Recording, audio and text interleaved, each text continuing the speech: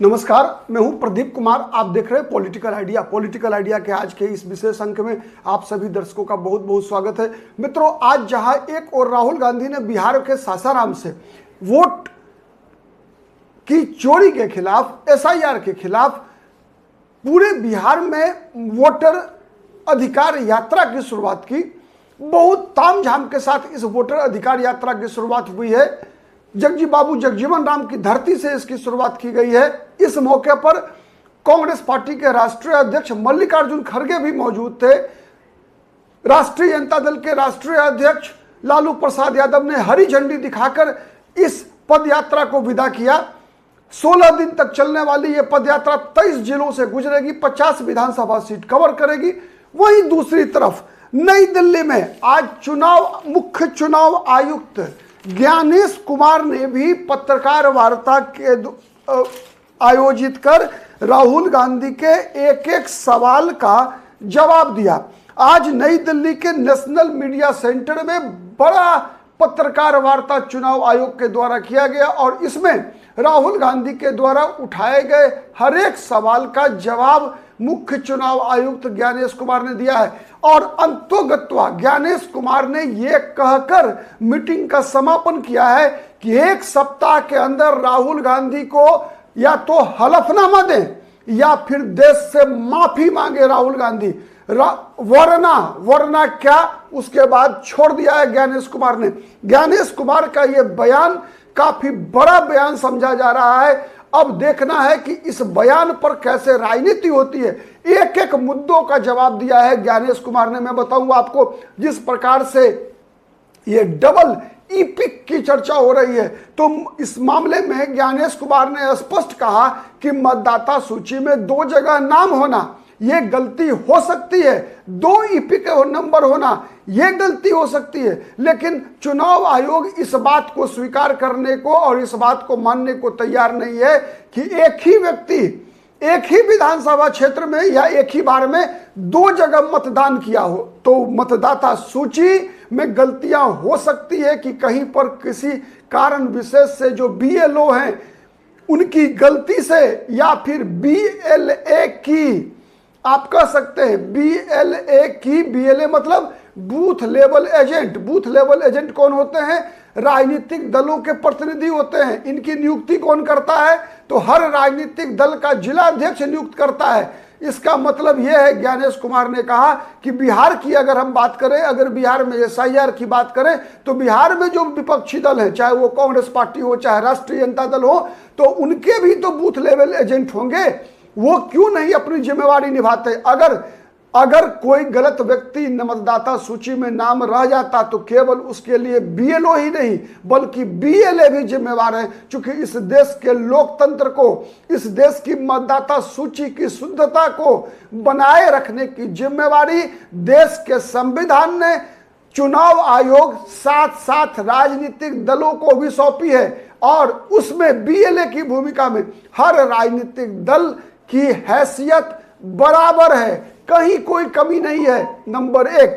Number 2, zero holding number, जिसके बारे में राहुल गांधी ने कई बार चर्चा किया कि जीरो होल्डिंग नंबर मतलब एक ही होल्डिंग नंबर में, एक ही मकान में सैकड़ों मतदाताओं का नाम कई जगह मतदाता सूची में पाया गया है। इस मामले में ज्ञानेश कुमार ने कहा कि बहुत सारे देश के अंदर करोड़ों लोग ऐसे हैं जिनके पास अपना घर नहीं है, जिनका अस्थायी पता नहीं है, लेकिन वो देश के मतदाता हैं। मतलब अगर वो देश के मतदाता हैं तो उनके जो अड्डे होते हैं ना, जहां पर वो एकजुट होते हैं, जहां काम करने जाते हैं, उसी को मान लिया जाता है कि वो उनका पता है और चुनाव आयोग उसको जीरो होल्डिंग नंबर करके उस व्यक्ति का नाम मतदाता सूची में इंटर करता है।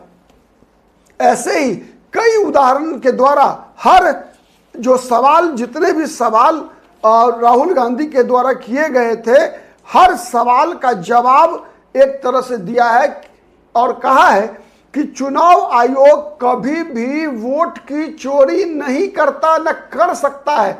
चाहे चुनाव आयुक्त कोई भी हो, जो सिस्टम है हमारे यहाँ, जो संविधान, जिस प्रकार की संविधान ने जिस प्रकार की व्यवस्थाएं बनाई है, उसमें कोई भी कोई भी हो पदाधिकारी, चूंकि कारण उसका बताया उन्होंने कि चुनाव आयोग के अपने अस्थाई कर्मचारी नहीं होते, चुनाव आयोग राज्यों के कर्मचारियों के द्वारा चुनाव का काम करवाते हैं और राज्यों में अलग अलग राज्यों में अलग अलग पार्टियों की सरकार होती है। उन्होंने उदाहरण देकर कहा कि अगर आज के दिन में एसआईआर पश्चिम बंगाल में होगा तो सरकार जो चुनाव आयोग है वो तो पश्चिम बंगाल सरकार के कर्मचारियों से ही काम करवाएगी। बीएलओ तो वही होंगे, ठीक है, ईआरओ तो वही होंगे। तो ब्लॉक बूथ लेवल ऑफिसर हो, चाहे इलेक्शन रिटर्निंग ऑफिसर हो, ईआरओ हो, ये सब के सब कौन होंगे? ये सब के सब पश्चिम बंगाल सरकार के कर्मचारी होंगे। तो फिर चुनाव आयोग कैसे इसमें धांधली कर सकता है, वोट की चोरी करवा सकता है? उसके बाद चुनाव मतदान के दिन जितने भी ऑब्जर्वर होते हैं चुनाव की निगरानी करते हैं और ये इन ऑब्जर्वर का सिलेक्शन किसी योजना से नहीं होता, रैंडम सिलेक्शन होता है, सॉफ्टवेयर के द्वारा होता है। किसकी नियुक्ति कहां होगी किसी को पता नहीं होता और ये ऑब्जर्वर कंप्लीट निष्पक्ष होते हैं। क्यों? इसलिए कि वो स्थानीय नहीं होते। अगर मान लीजिए उन्होंने उदाहरण देकर कहा कि अगर चुनाव बिहार में हो रहा है तो प्रायः बिहार में जितने भी ऑब्जर्वर होंगे सब बिहार के बाहर के राज्यों के होंगे, तमिलनाडु के होंगे, कर्नाटक के होंगे, आंध्र प्रदेश के होंगे और हर राज्य में अलग अलग पार्टी की सरकारें हैं, अलग अलग सोच की सरकारें हैं। तो फिर उसमें चुनाव आयोग उनसे कैसे कोई धांधली करवा सकता है?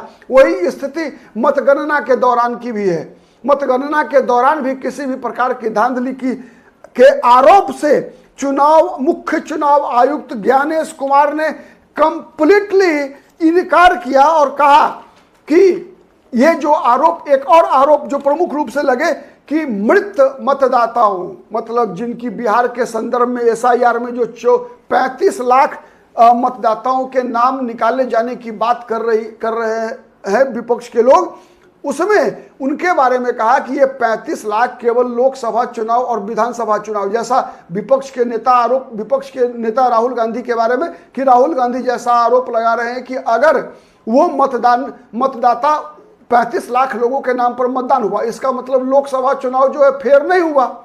इसका मतलब है कि लोकसभा चुनाव में जो मतदान हुआ है वो फेयर नहीं है। इसी सवाल पर ज्ञानेश कुमार ने कहा कि मतदाता सूची और मतदान दोनों में अंतर होता है। जिनका नाम मतदाता सूची में है अगर वो जीवित नहीं है तो मतदान कैसे करेंगे? क्यों नहीं करेंगे उसका कारण बताया उन्होंने कि जब बूथ पर वोटर लिस्ट होता है तो हर पार्टी के एजेंट होते हैं वहां पर जिनके पास वोटर लिस्ट की एक प्रति होती है और जो बूथ लेवल एजेंट होते हैं ये सब स्थानीय कार्यकर्ता होते हैं अपने अपने राजनीतिक दल के। और ये स्थानीय कार्यकर्ता हर परिवार के जीवित और मृत व्यक्ति के बारे में जानकारी होती है उनको। यदि कोई बोगस वोटिंग करने आता है अगर, तो हर दूसरी पार्टी का जो बूथ लेवल एजेंट है उसका प्रोटेस्ट करता है और उस प्रोटेस्ट को करने का नियम है और उस नियम के तहत उस बोगस मतदान करने वाले व्यक्ति को मतदान करने से रोक दिया जाता है। ठीक है, तो ऐसे कई सवालों का जवाब लगातार इन्होंने दिया है।